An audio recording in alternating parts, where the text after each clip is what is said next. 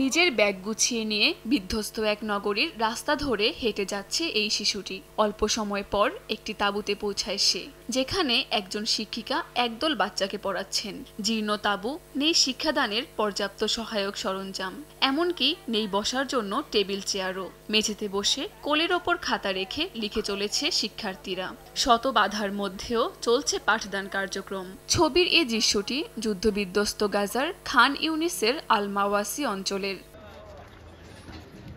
গত বছর গাজায় ইসরায়েলি আগ্রাসন শুরুর পর একে একে বন্ধ হয়ে যায় অঞ্চলটির স্কুলগুলো। নিরাপদ আশ্রয়ের খোঁজে বাসিন্দাদের ছুটে বেড়াতে হয়েছে এক তাঁবু থেকে আরেক তাঁবুতে। চলমান এসব সহিংসতায় শিশুদের বিদ্যালয়ে ফেরা হয়ে পড়েছিল অসম্ভব। তবে এবার চলমান সহিংসতার মধ্যেই আশার আলো হয়ে এসেছে অঞ্চলটির একটি অস্থায়ী বিদ্যালয়ে। প্রতিদিনের জীবনে সহিংসতা থেকে শুরু করে কোনো বাধাই থামাতে পারেনি খান ইউনিসের এ শিশুদের। সবকিছু অন্যরকম হতো আমরা যদি একটা স্বাভাবিক বিদ্যালয়ে থাকতাম, সেখানে বড় ব্ল্যাকবোর্ড, পেন্সিল, ডেস্ক, চেয়ার ও ফ্যান থাকতো। কিন্তু এই ক্লাসরুমে আমাদেরকে গরম সহ্য করতে হয়।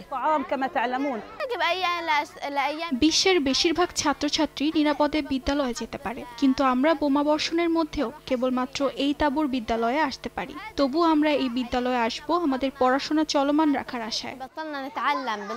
হামলার বর্বরতার মধ্যেও শিশুরা যেন শেখার মধ্যে অল্প হলেও শান্তি খুঁজে, এমন প্রত্যাশা ব্যক্ত করেছেন অস্থায়ী এ বিদ্যালয়টির একজন শিক্ষিকা।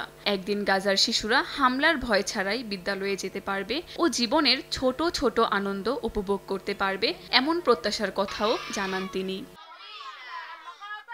কাকুলি আখতার, সময় সংবাদ।